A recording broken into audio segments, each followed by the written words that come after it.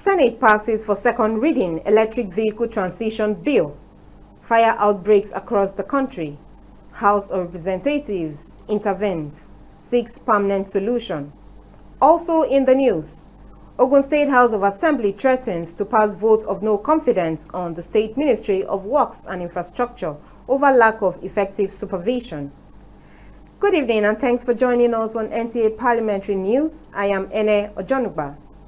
Senate is pushing for the promotion of green mobility in Nigeria as it passed for second reading bill that seeks transition to electric vehicles. The proposed legislation, sponsored by Senator Orji Uzor Kalu, seeks transformation of the automobile and energy sectors through partnerships, innovation and technology transfer. The bill is essential to Nigeria's future in transportation and energy. And of course, in addition to the transition from fossil fuel, he's also looking at creating a lot of employment opportunities and also encouraging vehicle manufacturing for those who are already in. Like, I don't know whether Innocent Motors. The House of Representatives has rescinded its decision to suspend plenary until local contractors get outstanding payments for projects already executed. National Assembly correspondent Mitare Ikpen reports that House spokesman Akin Rotimi communicated the recall of members after the turn of events at Tuesday's plenary. Gaining access into the National Assembly complex was an ordeal on Tuesday morning as local contractors protested delayed payments for projects they have executed.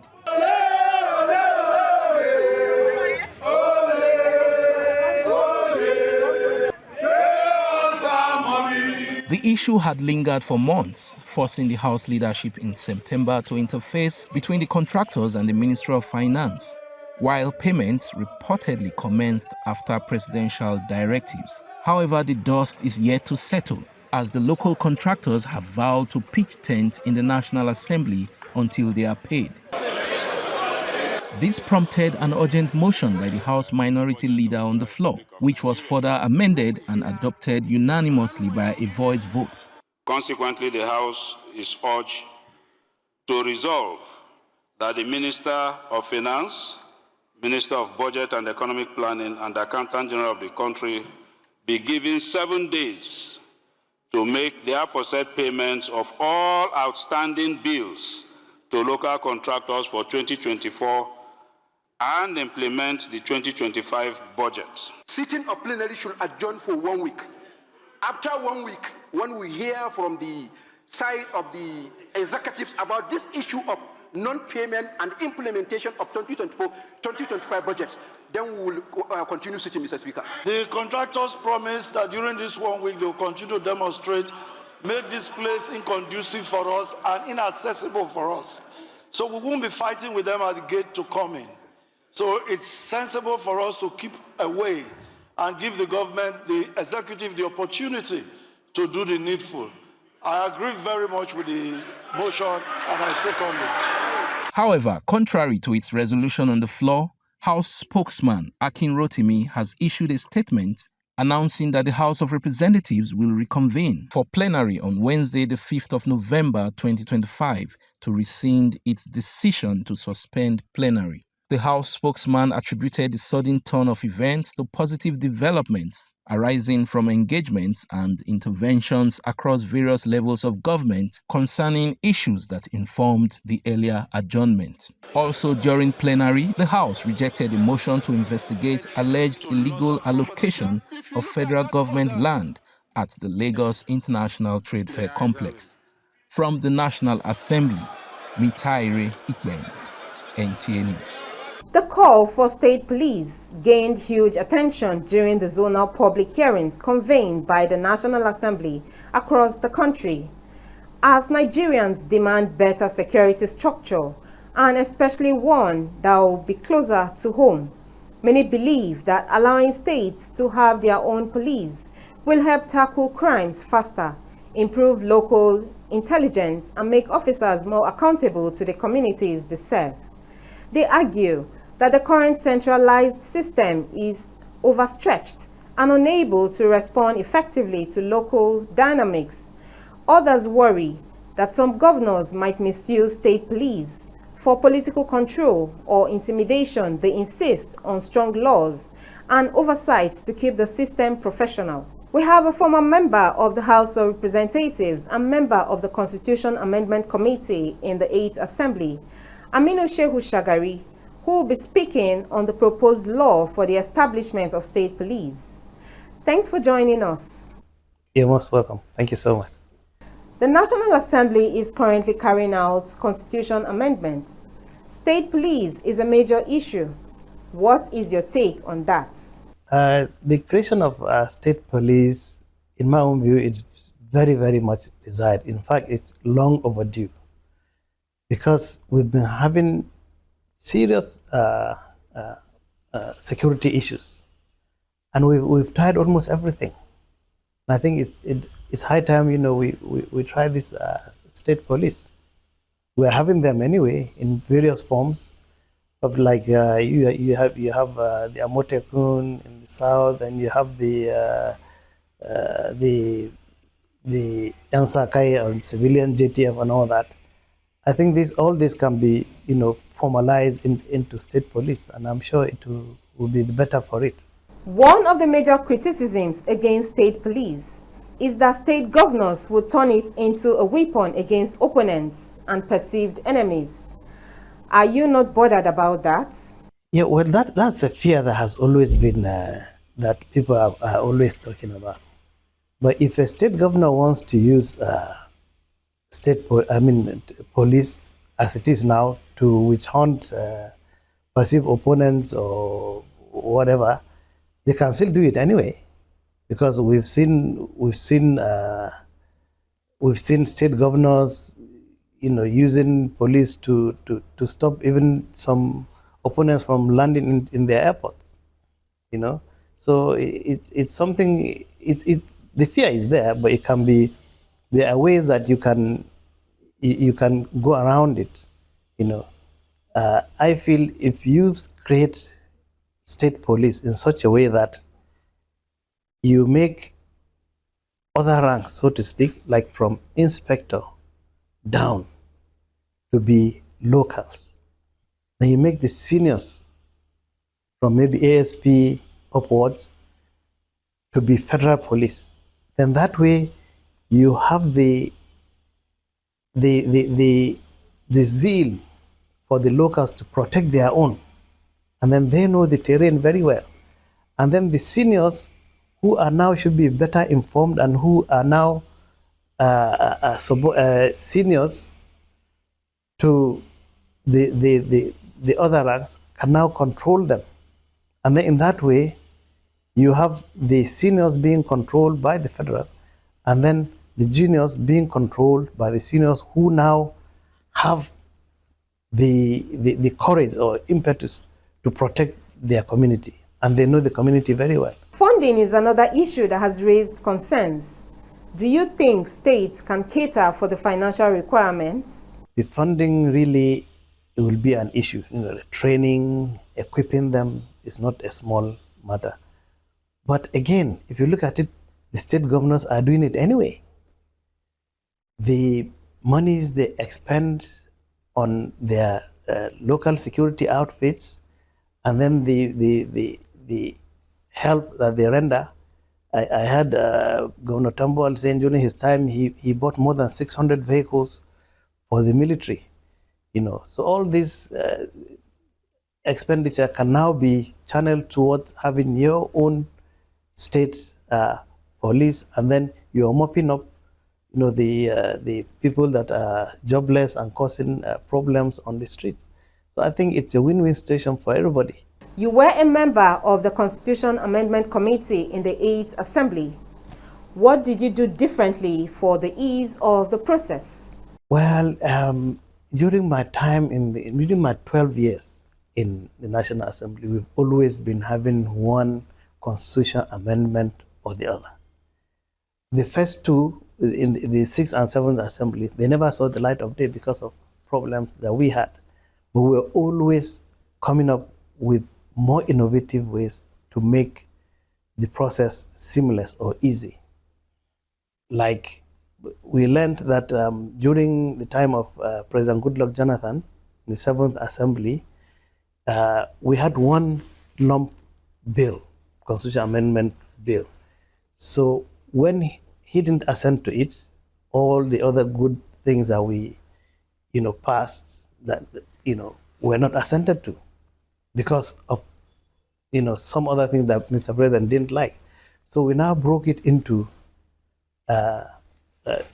each bill to stand by itself, which this now we now experienced during President Buhari's tenure.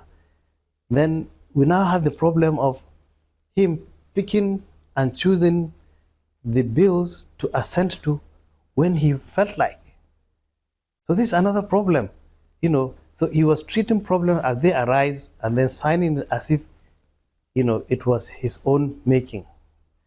Now, and some of these laws need to be passed, time was of the essence for them to be passed. And then those that he didn't sign, expired by a fraction of time because another regime now came in. Thank you for your time. Nice, thank you for having me. We now take a break. The news continues shortly. Stay with us.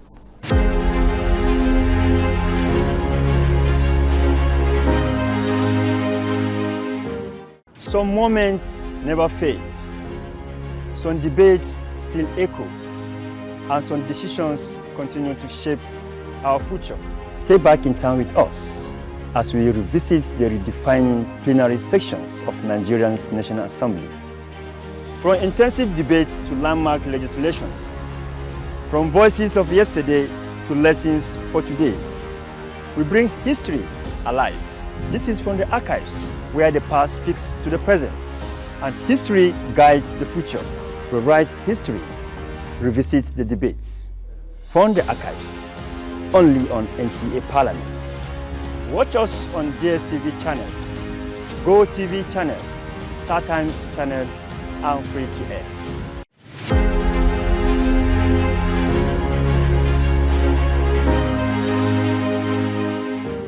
Thank you for staying with us. To avert recurrence, the House of Representatives is investigating causes of fire outbreaks that claimed lives and property in Lagos and parts of the country. Chairman of the House of Representatives Committee on Safety Standard and Regulation, David Idris Zakaria, led an investigative hearing with the Controller General of the Federal Fire Service, Olumode Samuel Adeyemi, in attendance. National Assembly correspondent Isa Mohammed reports. The House of Representatives is worried with the rate at which many parts of the country are experiencing fire outbreaks. The recent inferno in Lagos and other states prompted the need to investigate both remote and immediate causes of the outbreaks to guard against reoccurrence. I will ask you to present to this House if you have your record of the incident that happened recently in Lagos State, the fire incident, that particular one. We want your record to present to this House. If you don't have it, you tell us. Controller General of the Federal Fire Service, Olumode Samuel Adeyemi, attributes most of the causes to negligence, calling on the public to pass information in good time to the agency for prompt response to save lives and property. With the reports we had, the fire started at the basement, and it started on the lithium battery, the battery they are using for the solar. And then we thank God for the intervention of Federal Fire Service, because our men were able to confine the fire to the basement. The CG Fire Service advised Nigerians to adhere to safety measures such as switching off appliances, avoid holding inflammable substances, bush burning, and provision of fire extinguishers for safety. Other issues raised during the engagement include discipline, collaboration, and supply of modern equipment at state offices to achieve results. From the National Assembly, Isa Muhammad, NTA News. Akwa Ibom State House of Assembly has urged the state government to commence the establishment and operation of a state central revenue account before 2026 fiscal year. This will serve as a central treasury repository for all state revenue. This followed a motion by the leader of the House, Otobong Bob. Nsikak Okon reports. Presenting the motion, member representing Surubium State Constituency and leader of the House, Otobong Bob, says establishment of the Central Revenue Account will integrate all MDAs and local government areas to ensure all payments due to the state governments are collected electronically and automatically remitted to the state Central Revenue Account. Ensure payment platform be made to integrate real-time reconciliation, automated receipting, QR code-enabled payment references and dashboard reporting, align the Office of the Governor, Office of the Accountant General, Auditor General, and each NTA to monitor revenue flow, detect anomalies, and track performance seamlessly. An interagency oversight and implementation committee is set up within 1 month, comprising representatives from the Akwa Ibom State House of Assembly, Ministry of Finance, Ministry of Science and Digital Economy, Ministry of Justice, the Akwa Ibom State Internal Revenue Service, and the Accountant General's Office to oversee the creation of the Akwa Ibom State Central Revenue Account. Some lawmakers also speak on the benefits of the Central Revenue Accounts to the state government. I want to bring to the notice of this House also that the Chairman, Internal Revenue Service, alongside the Commissioner of Digital Economy, and some key stakeholders are currently working on this, because this is very important. They're working on the Treasury single account.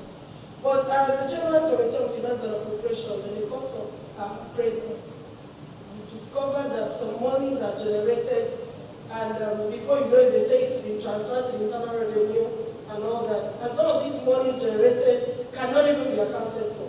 Mr. Speaker, because 11 years after federal government had passed it to Akwa Ibom State, you are now that Akwa Ibom State is, everyone knows, is soon. Is a cultural, we will soon get the state of culture should start in Akwa Ibom State. I think all this, we should have the revenue being paid individually. If anyone wants to pay, it will help us. We will stop leakages in NTA. So I want to thank you. Mr. Speaker, the motion is very important, and I feel that this House, members of this chamber, should rise to their feet to give this motion maximum support. Thank you, Mr. Speaker.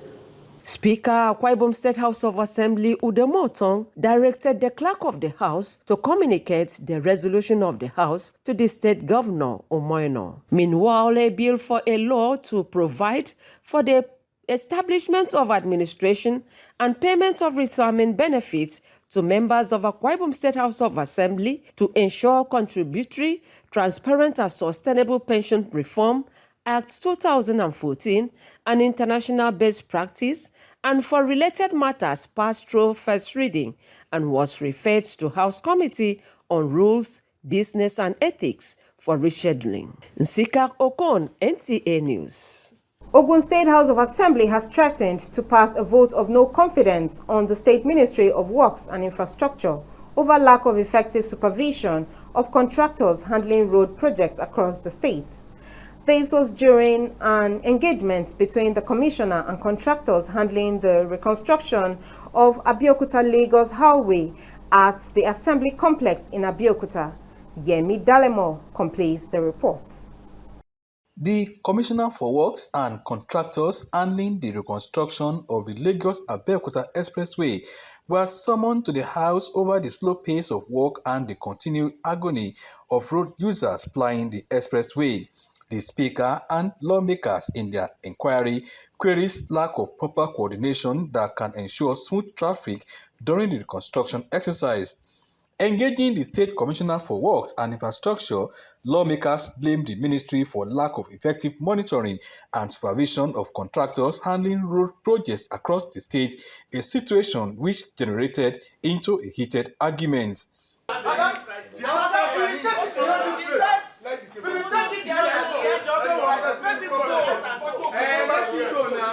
means that that place too is below the sea level. It has to be raised and maybe given proper reinforcement. So this is my own personal survey. And what minority leader have just said now, I would have said it should be the next thing. It depends on the response of the commissioner that will now tell us on the next move or on the next thing to do, because that Lagos Abuja Express road, I don't know what is happening on that road. Unless we want to deceive ourselves, unless this house want to disappoint the people that voted us in, that we won't pass vote of no confidence on the Ministry of Works, because they are busy doing nothing on Ogun Road. No complaint of paucity of fund. What I see here is that the Ministry of Works, which is supposed to be the supervising ministry, has failed woefully, totally in discharging their duties. Instead of spending just 1 hour, I spend 2 hours every day. That's one thing also we accept is when I say supervision, I take responsibility for that. I wish I was correct, I wish I was correct that people are all over the place supervising site engineers. And to avoid that, what is done is for each project we have, internally we have a WhatsApp group, so I can monitor everything going on. You need to be with us a little more, please, and especially on the coming dry season. 24/7. We need we have a plan to attack everywhere. So everywhere will be. Our people will not spend. The lawmakers equally resolved to constitute committee of stakeholders to carry out palliative works on Adaton Ashiru Ushiele Ibadan Road following the pains of students of Federal University of Agriculture FUNAB and Federal College of Education and other road users who threatened showdown with government on the deplorable conditions of the road. We may have to appoint a committee that will work on it, and we can start as early as possible. So I'm committing at least the ministry to provide whatever machinery, the grader, to move the equipment around, and if we can get enough, also we roll it. The Speaker, Oludaisi Elemide, advised them to exercise more patience as palliative measures will soon commence on the road and to report illegal construction that could affect the current efforts of government on the road. In Abeokuta, Yemi Dalimo, NTA News. Towards improving comprehension and academic performance among students in basic and post-basic schools, the Kano State House of Assembly is considering a private member bill titled Kano State Hausa Language Instruction Enforcement Bill 2025 from Representative Musa Aliyu Kachoko of Takai constituency. Samira Hamisushira reports that 4 other motions were adopted during Tuesday's plenary. During the plenary, sponsor of the bill, Musa Ali Kachoko, explained that the rationale behind the Kano State Hausa Language Instruction Enforcement Bill 2025 is to bridge the learning gap among students, particularly issues related to exam failures, school dropouts, and other parameters that undermine educational development in the state. Similarly, the House has adopted a request presented by Zakaria Nuhu for the establishment of a College of Agriculture in Gabasawa local government area. On motions, the House has adopted 2 for the construction of roads in Garum Malan and the Wankyunkudu local government areas. The House also supported the renovation of Juma'at Mosque located at Saji Gidan Sarki in Ranul. That's our package this evening. You can follow us for news updates on our social media handles showing on your screen. Thanks for watching and do have a great evening. I am Ene Ojonuba. Bye for now.